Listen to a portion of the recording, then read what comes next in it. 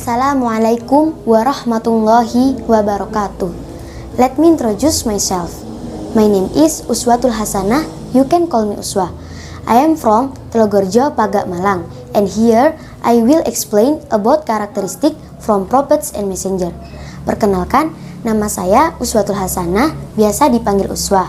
Saya berasal dari Telogorjo, Pagak, Malang, dan di sini saya akan menjelaskan tentang sifat-sifatnya para nabi dan rasul. Bismillahirrahmanirrahim. Qala al-muallif rahimahullahu ta'ala wa nafa'ana bihi wa bi'ulumihi fid dharaini amin ya mujibas sa'ilin. Qala rabbi syrah li sadri wa yassir li amri wahlul 'uqdatam min lisani yafqahu qawli. Bismillahirrahmanirrahim. Arsala anbiya dhawi fatanah bisirki wat tablighi wal amanah wa jaizun fi haqqihim min aradi bi ghairi naqsin ka khafi fil maradi ismatuhum kasairil malaikah wajibatun wa fadhalul malaikah ismatuhum kasairil malaikah wajibatun wa fadhalul malaikah. Arsala ngutus sapa Allah ambiyaa ing pira-pira nabi dhawi fatonatin kang anduweni sifat fatonah bisirki kelawan temen wa tablighi lan nekaake wal amanati lan direksa sangka ngelakoni maksiat. Allah has sent prophets who have the characteristic of fatonah, intelligent, siddiq, honest and trustworthy, tabligh convey and amanah preserve. Allah mengutus para nabi dan rasul yang memiliki sifat fatonah, siddiq, tabligh dan amanah. Jadi, setiap orang mukallaf atau setiap orang Islam yang sudah balik dan mempunyai akal, itu wajib hukumnya untuk meyakini terhadap sifat-sifat wajibnya para nabi dan rasul, yang jumlahnya itu ada 4, yaitu fatonah, siddiq, tabligh, dan amanah. The first fatonah, namely intelligent, cunning, and eloquence of the tongue. The second, asidku, that is honest, true, and not lying. The third, tabligh, namely conveying, and the fourth, amanah, namely the maintenance of immoral acts. Yang pertama, fatonah. Fatonah artinya cerdas. Maksud cerdas di sini adalah setiap orang yang sempurna akal dan pikirannya dalam memahami. Jadi tidak ada seorang rasul itu yang bodoh. Mereka semua cerdas, sehingga jika ada umatnya yang bertanya atau menentang mereka, mereka bisa langsung menjawabnya dengan jelas. Kemudian yang kedua, siddiq. Siddiq artinya jujur, maksudnya setiap ucapan yang keluar dari lisannya itu sama atau cocok dengan kenyataan. Jadi tidak ada rasul yang berbohong. Semua risalah yang disampaikan oleh mereka itu memang benar-benar adanya dan memang benar-benar datang dari Allah. Kemudian yang ketiga, tabligh. Tabligh artinya menyampaikan. Apa yang disampaikan, yaitu semua yang diperintahkan oleh Allah untuk disampaikan, itu mereka sampaikan. Tidak ada satupun atau sedikit pun yang mereka tinggalkan dan mereka sembunyikan dari para umatnya. Kemudian yang terakhir, yaitu amanah. Amanah artinya dijaga dari berbuat maksiat atau dimaksum oleh Allah. Maka tidak ada satu orang pun dari nabi dan rasul yang berbuat maksiat atau melakukan sebuah dosa. Dan sekarang kita perlu menggarisbawahi pada sifat yang ketiga, yaitu sifat tabligh.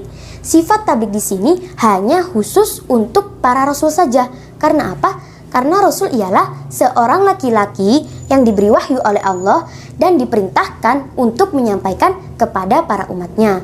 Berbeda dengan rasul, berbeda dengan nabi.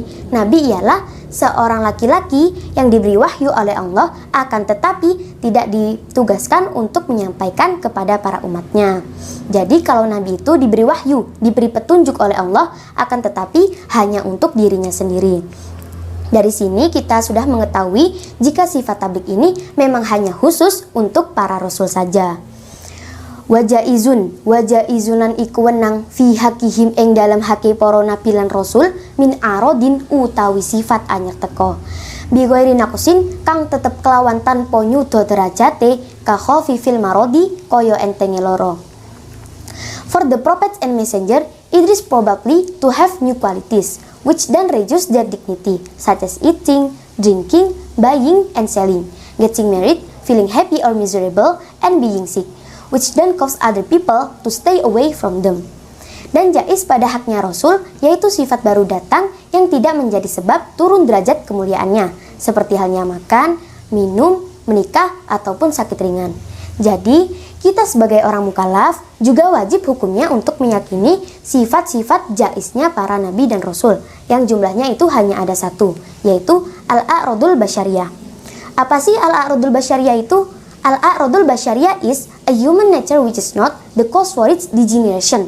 Al-a'radul basyariyah adalah sifat kemanusiawian yang tidak menjadi sebab turun derajat kemuliaannya. Jadi maksudnya, nabi dan rasul itu kan juga manusia. Jadi wajar bukan jika mereka memiliki sifat kemanusiawian seperti hanya makan, minum, menikah, tidur, bekerja, atau yang lainnya.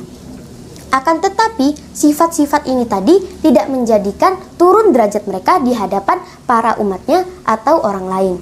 Seperti yang telah difirmankan oleh Allah di dalam ayat suci Al-Quran. A'udzu billahi minasyaitonir rajim.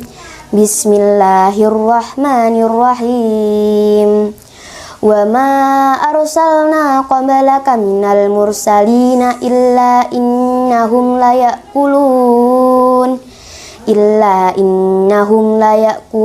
at-ta'ama wa yamshuna fil aswaq. Al-ayah Shadaqallahul Adzim, yang artinya, dan kami tidak mengutus rasul-rasul sebelummu Muhammad, melainkan mereka pasti memakan makanan dan berjalan di pasar-pasar. Quran Surah Al-Furqan ayat 20. Dari ayat ini, kita dapat mengetahui jika Allah memang benar-benar mengutus para nabi dan rasulnya yang memiliki sifat kemanusiawian selayaknya manusia biasa. Mereka juga membutuhkan apa yang dibutuhkan oleh manusia pada umumnya. Aismatuhum utawi karksane para nabi lan rasul iku kasairil malaikati kaya karksane para malaikat. Wajibatun ay aismatuhum wajibatun utawi karksane para nabi lan rasul iku wajib. Wa fadhalu lan ngungguli sapa nabi lan rasul al malaikata ing para malaikat.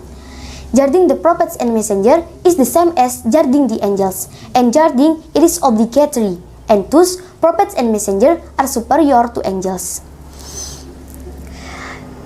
Terjaganya para nabi dan rasul itu sama halnya seperti terjaganya para malaikat, dan terjaganya ini wajib, dan nabi dan rasul itu lebih unggul daripada para malaikat. Jadi, sebagai orang mukallaf, kita juga wajib hukumnya untuk meyakini bahwasannya nabi dan rasul itu dijaga oleh Allah dari berbuat maksiat atau dimaksum. Dan dimaksumnya ini sama halnya seperti dimaksumnya para malaikat. Akan tetapi, para nabi dan rasul lebih unggul daripada para malaikat. Karena apa? Karena jika seorang malaikat diperintahkan oleh Allah untuk sujud, maka ia hanya akan sujud sampai kelak hari kiamat. Berbeda dengan rasul, jika seorang rasul diperintahkan untuk menyampaikan sebuah risalah kepada para umatnya, beliau harus mengalami kesusahan. Contohnya saja nabi kita, yaitu Nabi Muhammad SAW.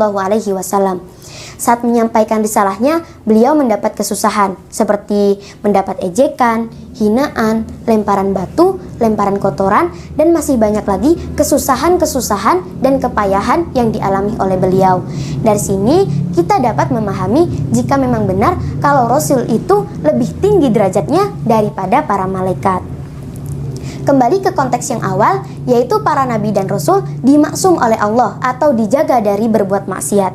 Lalu, bagaimana dengan kisahnya Nabi Adam yang dikisahkan beliau telah memakan buah khuldi yang jelas-jelas itu telah dilarang oleh Allah sampai-sampai beliau diturunkan dari surga?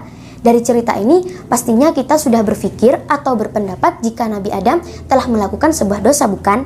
Sebenarnya tidak. Sebenarnya pada waktu itu Nabi Adam sedang lupa. Karena apa? Karena ajakan-ajakan setan itu sangat kuat, sehingga beliau terlupa akan larangan Allah untuk memakan buah khuldi tersebut. Jadi Nabi Adam tidak menyengajanya, akan tetapi beliau hanya sedang terlupa. Sedangkan kita sudah tahu bukan, jika lupa itu hukumnya dimaafkan atau tidak berdosa. Jadi kesimpulannya, tidak ada satu orang pun dari Nabi dan Rasul itu yang melakukan maksiat. Karena apa? Karena mereka telah dimaksum oleh Allah. Dan tujuan Allah memaksum para Nabi dan Rasulnya ini adalah agar mereka menjadi contoh, panutan, dan juga suri tauladan yang baik bagi para umatnya. Wallahu a'lam bishawab. Sekian yang dapat saya sampaikan, semoga bermanfaat. Akhirul kalam, tsumma assalamualaikum warahmatullahi wabarakatuh.